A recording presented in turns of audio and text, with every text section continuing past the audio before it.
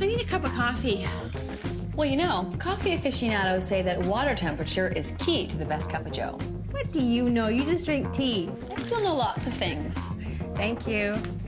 What's with this guy? Oh, my new coffee maker. Well, how nice for you. But for the rest of us, there is an easier way to a good cup of coffee. We went to one of the top morning radio shows in the country to test coffee machines. The shopping bags are with us from the W Network. Anna will serve because she prefers tea, while the rest of us will taste test coffee from 6 different machines. While Brother Jake continues his radio show. Today, coffee and coffee machines on the W Network and Classic Rock 101. We went to coffee connoisseur Colin Newell, who spent the last 10 years reviewing coffee machines. And for him, picking the right machine is all about the heat. The critical brewing temperature is 195 to 205 degrees Fahrenheit. Unless you achieve that, you're not extracting the best flavor elements from the coffee. A significant component of the coffee brewer is the heating element. That's your engine, like the engine in a car. The most popular type of coffee maker is the automatic drip, which has an internal heating element. Colin says look for one with over 1,000 watts of power. To see which are the hottest brewers on the market, we're going to test the Melita Cone Filter Coffee Maker. It's the simplest. You just pour in boiling water and serve. From coffee giant Starbucks is a French press. Add boiling water, push, then pour. Next up the scale is a percolator. The water is continuously boiled over the grounds. This one is stainless steel, and it's from Copco. We'll also test 3 of the popular automatic drip coffee makers.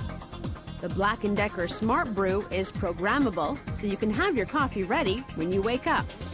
The Krups takes a big leap in price. It's also programmable and comes with its own water filter.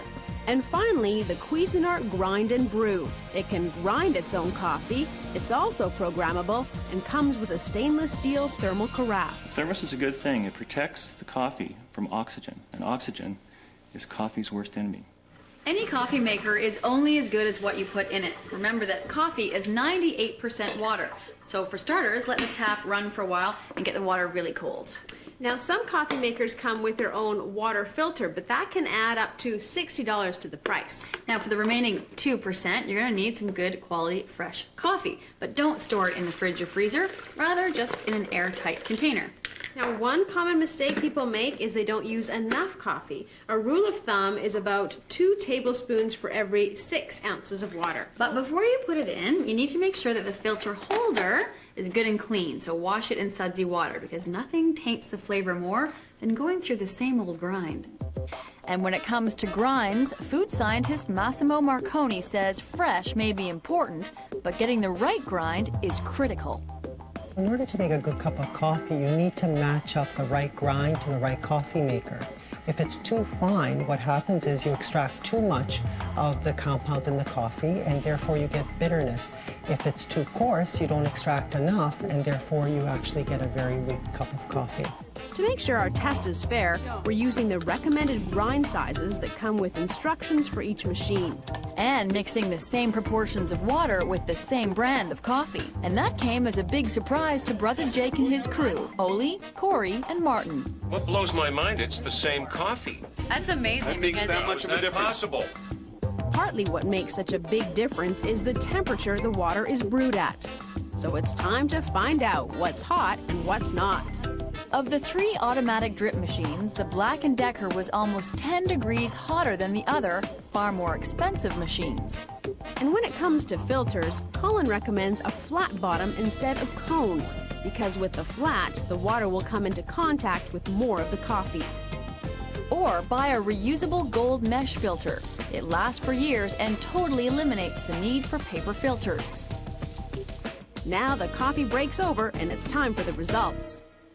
Ooh. 6 is bitter too. Yeah. Ooh, very, very bitter. The Starbucks French press was also a pass. Not as strong as I like. Not as so thin, tinny, leady. At the highest end of the price scale, the Cuisinart fared no better. This is more bitter than my ex-wife. Whoa! And the best tasting coffee? Most of the testers agreed it came from the inexpensive drip machine. My pick right here, number 3. It's kind of rich, not bitter, smooth. I'm with number 3 as well. So the Black & Decker Smart Brew is our pick. It tasted the best, and I found it was easy to clean and use. And I was going to go and buy a, $200 fancy coffee maker. Now, well, just go out and buy the drip. Cheers!